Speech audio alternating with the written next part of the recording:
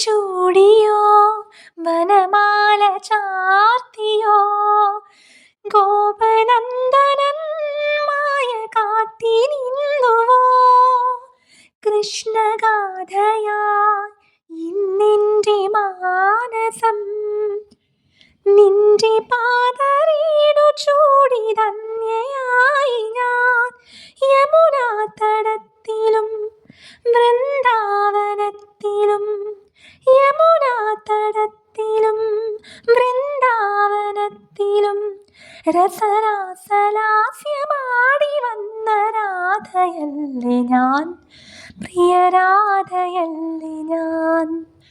കണ്ടു ഞാൻ കണ്ണനെ കായാമ്പൂവർണ്ണനെ ഗുരുവായൂരമ്പലനടയിൽ.